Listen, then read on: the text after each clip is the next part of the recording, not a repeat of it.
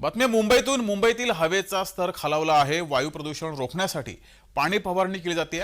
मुंबई पालिकेकडून युद्धपातळीवर प्रयत्न सुरू आहेत. गेल्या काही दिवसांपासून मुंबई शहर आणि उपनगरातील हवेचा निर्देशांक धोकादायक स्तरावर गेला आहे. त्यासाठी आता पालिकेकडून उपाययोजना केली जाते आहे.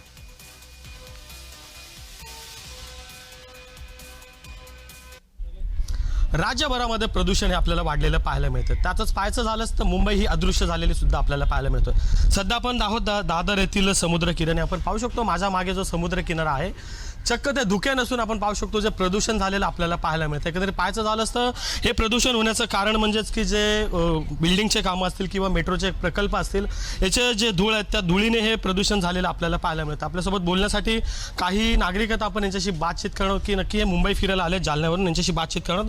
सर काय सांगाल, आपण जालन्यावरून आलात आणि मुंबई फिरताय, कसं वाटतं मुंबई?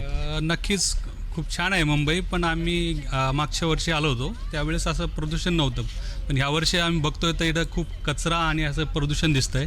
यामुळे मुंबईसाठी ही खूप धोकादायक गोष्ट आहे आणि इथल्या नागरिकांसाठी. आम्ही येथे मुंबईला ट्रिप माझी वाईफ आणि आम्ही घेऊन आलो आहे वरुड येथून अमरावती जिल्हा. इथे फिरण्यासाठी आलो असताना आम्हाला इथे आढळले की मेट्रोचे कामं खूप प्रमाणात चालू आहे, बिल्डिंग खूप मोठ्या बनत आहे. त्यामुळे इथे प्रदूषण खूप प्रमाणात वाढलेलं आहे. आणि आपण समुद्रात जरी बघत असाल तर प्लॅस्टिकचा कचरा पण खूप साऱ्या प्रमाणात आहे. मी इथे 10 वर्ष अगोदर आलेलो होतो इकडं, तर त्यापेक्षा आता जे प्रमाण आहे प्रदूषणाचे खूप मोठ्या प्रमाणात वाढलेलं आहे आणि आपण याला आळा घातला पाहिजे. नक्कीच आपण पाहू शकतो जे पर्यटक मुंबई फिरण्यासाठी आलेले होते त्यांचा सुद्धा असा आरोप आहे की मुंबई ही अदृश्य झालेली आपल्याला पाहायला मिळते.